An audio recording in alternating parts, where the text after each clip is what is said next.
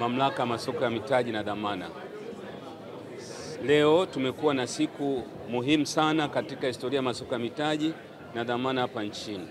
Tumezindua mfuko wa kwanza kabisa wa uwekezaji wa pamoja ambao unawekeza katika kampuni, hisa za kampuni zaidi ya 12 ambazo zimeorodheshwa katika masoko ya hisa ya Afrika Mashariki.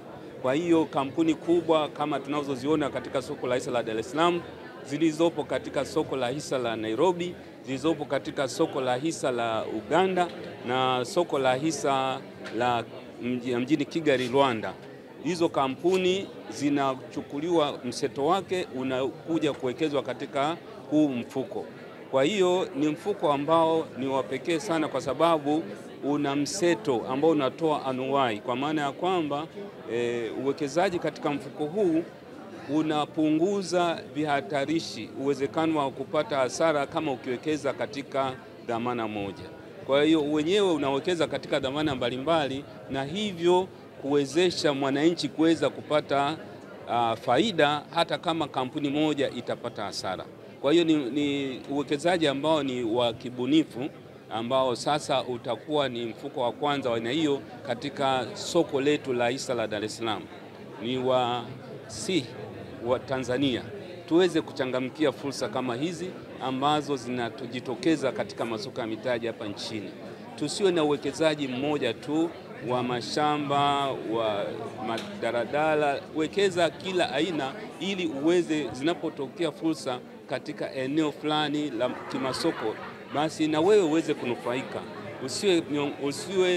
Usiwaachie nafasi watu wachache ambao wananufaika peke yao. Watanzania wote, tungependa Watanzania wengi zaidi waweze kuja kuwekeza katika masoko ya mitaji na hivyo kunufaika na fursa ambazo zinapatikana katika masoko ya mitaji. Jina langu ni Mohamed Warsame. Mimi ni mmoja wa wakurugenzi wa kampuni ya iTrust Finance ambao leo tumezindua huu mfuko mpya katika Tanzania na katika kanda yetu ya East Africa ambao unawekeza kwenye makampuni yote makubwa yaliyokuwepo kwenye kanda yetu ya East Africa. Kwa hiyo hizo ni makampuni za Kitanzania, makampuni za Kikenya, makampuni za Kiuganda na kampuni moja kutoka Rwanda. Hizi makampuni yameorodheshwa kwenye soko za hisa za East Africa na mwanahisa yote wa hii mfuko atapata fursa ya kuwekeza, apate faida kutoka nchi zote hizi na hisa zote hizi zikiwa kwa pamoja katika mfuko mmoja. Kwa hiyo wananchi wa kawaida anaweza kuwekeza hela ambayo ni kama $100,000. Kima cha chini ni $100,000, inaruhusu kila mwananchi aweze kununua mfuko ambao una hisa zote kubwa za kanda yetu ya Afrika Mashariki. Na kwa kiwango hicho sasa unawaambiaje wale wawekezaji wa chini na faida ambazo wanaenda kuzipata?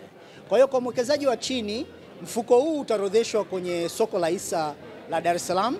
Kwa hiyo utaweza kuuza hisa zako ukapata faida kwenye soko la hisa la Dar es Salaam. Unaweza ukanunua na vile vile faida zitakazopatikana kutoka kwenye hizi hisa zote za kwenye mfuko, hizo faida ni gawio, dividends tunasema, na pamoja na ongezeko la bei za hizo hisa. Hizo zote utazipata kwa hisa yako kwenye soko la Dar es Salaam kupanda. Kwa hiyo utaweza kupata hizo hisa zako ziwe zinapanda bei yake kwenye soko la hisa na utaweza kuuza hizo hisa zako kwenye soko la hisa na kufaidika na maendeleo ya kanda yetu ya East Africa. Gawio hilo ni kwenye hisa tu ama kuna maeneo mengine anaweza akawekeza mtu akapata gawio, na ni kwa muda gani anaacha ili kuweza kupata ile faida yake? Kwa hiyo inachotokea kwenye soko la hisa ni kwamba kila siku soko la hisa liko wazi. Kwa hiyo mtu ambaye amenunua hisa hizi zikishaorodheshwa kwenye soko la hisa la Dar es Salaam, tunaita listing. Yaani zikishakuwa kwenye hilo soko, bei zitakuwa zinapanda kwenye soko la hisa. Kwa hiyo utakuwa unaziona bei zako. Itakapotokea kwamba kuna gawio limelipwa na kampuni ambayo iko kwenye huo mfuko, hiyo gawio itawekezwa tena katika makampuni hayo ili kuongeza mtaji wa hilo mfuko, na kwa faida hiyo kwamba mtaji wa yule mwanahisa itapanda bei kwenye soko la hisa la Dar es Salaam, na hiyo ndio atakapopata faida yake kwa kuona kwamba zile hisa alizozinunua hapa mwanzoni zinauzwa kwa sasa hivi kwa shilingi 1,000. Kwa hiyo unapoweka shilingi 100,000 ina maana kwamba unapata 100, unapata vipande 100. na hivyo vipande utakapokuja kuviuza, itakapokorodheshwa, hizo makampuni yatakuwa yanapanda bei na hizo hisa itakuwa inapanda bei kutoka kwenye 1000 kwenda juu zaidi.